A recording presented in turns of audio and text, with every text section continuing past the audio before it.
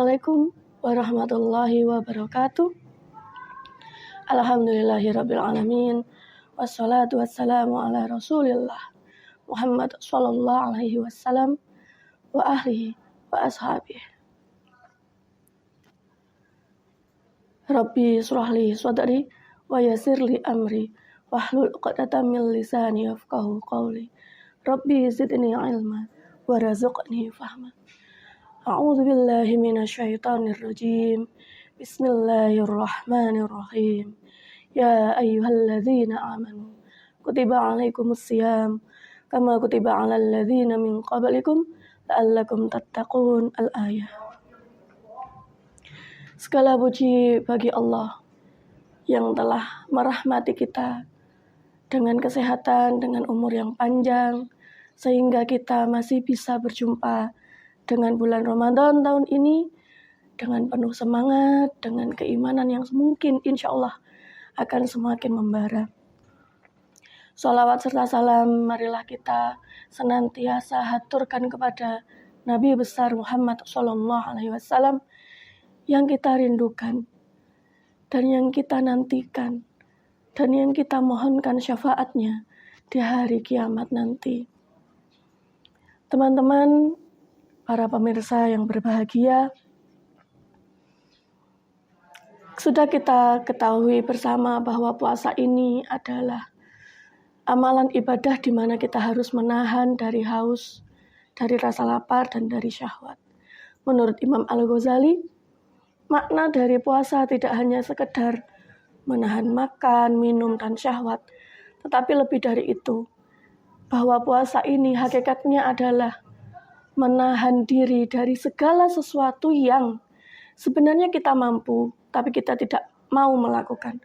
Sebenarnya kita ingin lakukan, tapi kita tidak ingin lakukan, padahal itu halal.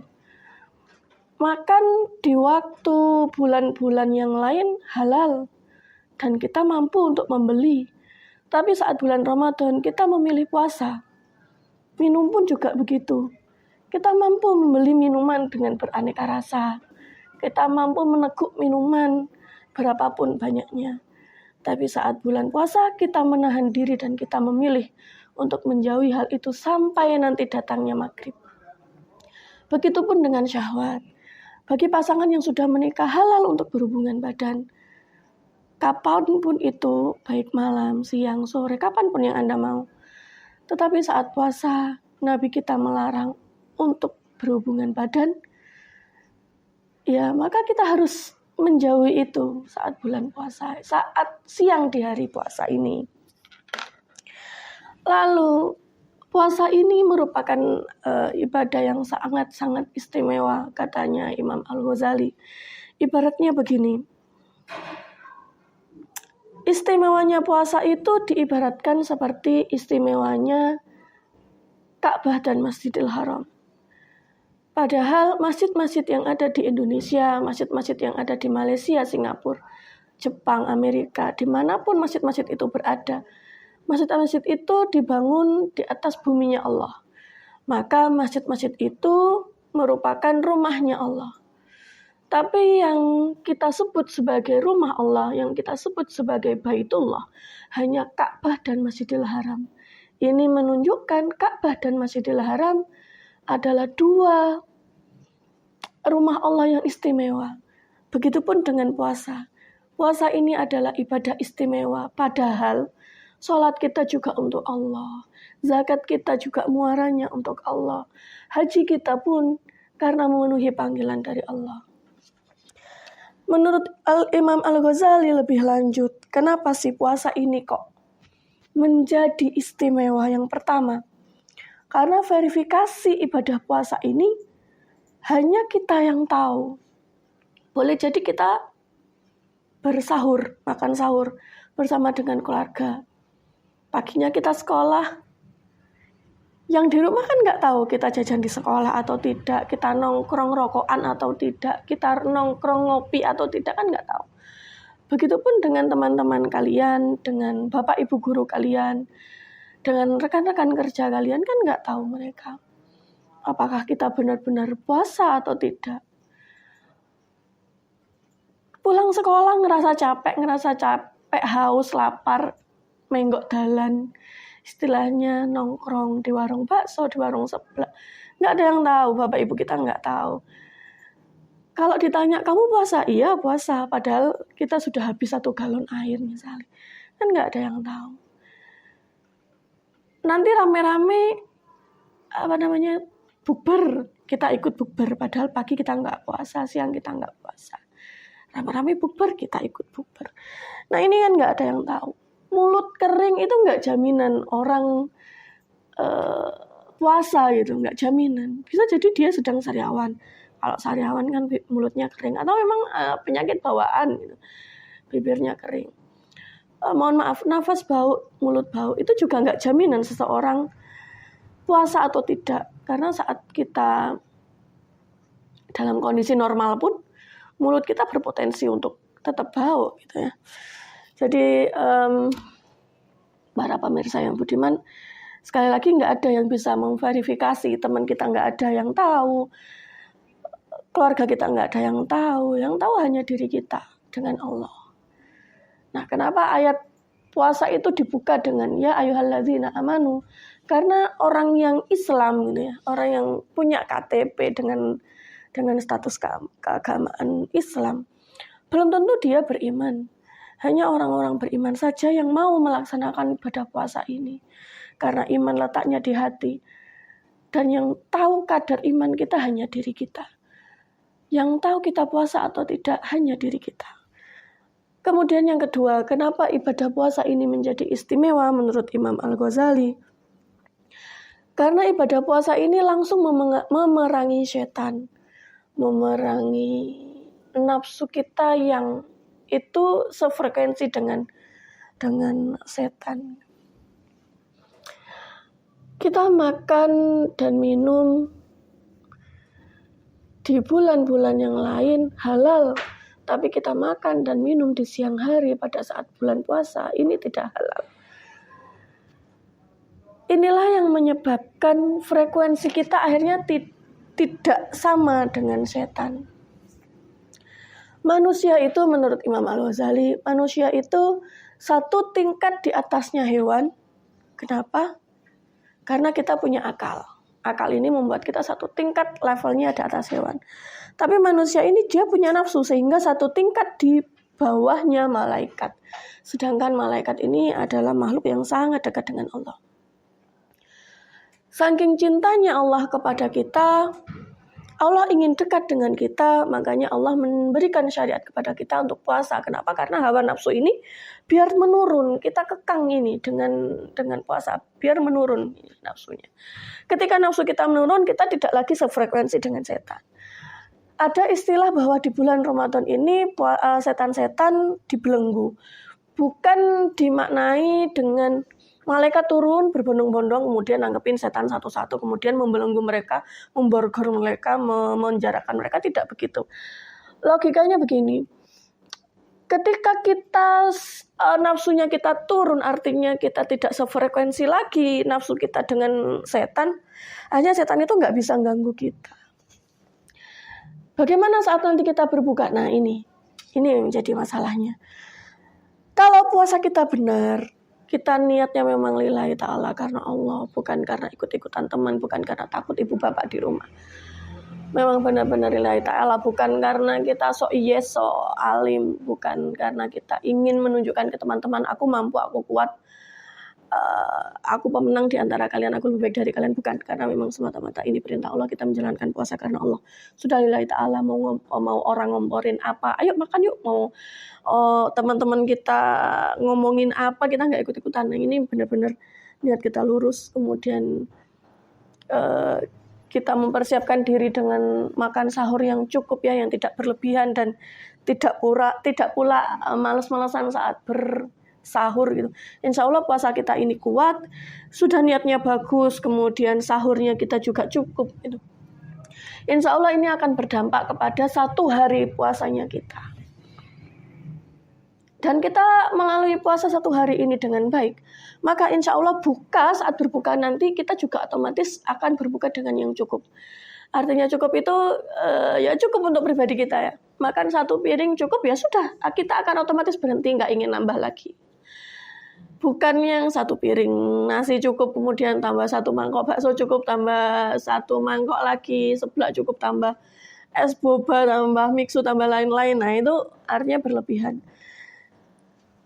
Kalau nafsu kita turutkan ya, ini kembali lagi satu frekuensi lagi dengan setan. Insya Allah kalau niatnya benar gitu ya, insya Allah ini akan otomatis menjaga kita saat kita juga nanti berbuka cukup tidak berlebih-lebihan. Ini yang dimaksud dengan istimewanya puasa menurut Imam Al-Ghazali. Yang pertama, saya ulang lagi, yang pertama istimewanya puasa karena hanya kita dan Allah yang tahu. Yang kedua karena ini langsung memerangi hawa nafsu kita, langsung memerangi setan-setan yang ada dalam diri kita. Yang selanjutnya, puasa ini kata Imam Al-Ghazali, masih saya mengutip Imam Al-Ghazali, tingkatannya ada 3. Yang pertama puasanya orang awam, yang kedua puasanya orang khusus, dan yang ketiga puasanya orang-orang yang istimewa, orang-orang pilihan. Puasanya orang awam, mohon maaf, puasanya orang awam seperti kita ini menahan lapar, menahan haus, dan menahan syahwat. Cukup dengan itu. Hal-hal yang membatalkan puasa kita hindari. Hal-hal yang berbau syahwat kita hindari. Maka selama kita tidak melakukan hal-hal yang dapat membatalkan puasa, maka secara fikih puasa kita sah. Dan ini puasanya orang awam. Apakah tidak boleh? Boleh. Boleh sekali. Tingkatan yang selanjutnya yaitu puasanya orang-orang khusus. Ini tidak hanya ya, saya tekankan, ini tidak hanya menahan lapar, menahan haus, menahan syahwat. Ini juga menjaga atau menahan perilaku-perilaku yang sebenarnya boleh dilakukan saat bulan lain, tapi untuk bulan ini lebih lagi kita tahan diri kita. Apa yang harus kita tahan? Yang pertama hati kita. Yang kedua pikiran kita. Yang ketiga kelakuan kita. Memang membuat berita hoaks, memang memaki-maki orang, memang gibah, itu tidak secara langsung membatalkan puasa.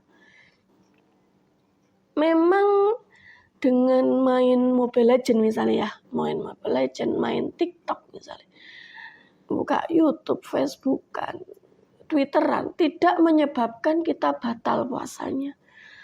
Tetapi ketika kita melihat konten-konten yang membangkitkan syahwat, ini mengikis pahala kita. Nah inilah yang dijaga oleh orang-orang yang tingkatannya bukan lagi awam, tapi tingkatannya sudah khusus. Mereka menahan diri, misal di jalan ada kita disalip oleh orang yang berkendara dengan ugal-ugalan ya. Mampu misoh, mampu. Mau misoh, mau. Tapi kita menahan diri agar kita nggak misoh. Itu juga bagian dari puasa. Menurut bagi orang yang khusus ini. Kemudian kita di kelas misalnya ya, atau di kerjaan atau di rumah misalnya ya, kita ngobrol sama tetangga, tiba-tiba ada teman kita, circle kita ngomong, kamu tahu nggak sih gitu ya, kamu tahu nggak sih. Nah ini katakan mereka mampu, kita mampu ngomong saya puasa. Jadi ketika kita dekat dengan hal-hal yang membuat pahala kita menurun, kita mampu mengatakan kepada diri kita dan mampu mengatakan kepada lingkungan kita bahwa kita atau saya sedang puasa. Kemudian kita menjauh. Yang tingkatan yang paling istimewa, ini tingkatannya para orang yang soleh tingkatannya para nabi dan tingkatannya para rasul. Tidak hanya sekedar menahan makan, minum, syahwat, tidak hanya sekedar menahan mulut, tidak hanya sekedar menahan pandangan mata, tidak hanya sekedar menahan kaki, tidak hanya sekedar menahan tangan untuk jahil, gosok, mencuri dan sebagainya, tapi juga menahan kerenteknya hati, menahan overthinkingnya pikiran. Puasa kok ingat, aduh waya nyemprot sawah misalnya. Puasa kok ingat, aduh kuota habis. Nah itu membuat orang-orang di level ini menyesal. Saya ini puasa kok saya mikir nih utang, saya ini puasa kok mikir nih sawah. Saya ini puasa kok masih hasad, saya ini puasa kok masih merasa lebih baik dari orang lain gitu. Itu orang-orang yang ada di level istimewa ini menyesal dengan kerenteknya hati yang salah, menyesal dengan pikiran-pikiran mereka yang tidak nyambung ke Allah gitu. Dari awal sudah niat puasa nyambungnya ke Allah, kemudian ada hal-hal yang membuat mereka sebentar saja keluar dari sambungan hati ke Allah, ini membuat mereka menyesal. Wallahu a'lam bishawab. Ini saja yang bisa saya sampaikan. Mohon maaf bila ada salah kata, salah perilaku, dan salah penjabaran. Karena kapasitas saya pribadi yang belum mumpuni di bidang ini. Marilah kita sama-sama belajar. Saya pun membuka kritik dan saran selalu agar kita sama-sama dapat meningkatkan kualitas ilmu kita, kualitas iman kita saling mengingatkan satu sama lain. Demikian yang bisa saya sampaikan. Akhir kata, mohon maaf dan terima kasih. Wassalamualaikum warahmatullahi wabarakatuh. Semoga puasa kita lancar sampai akhir.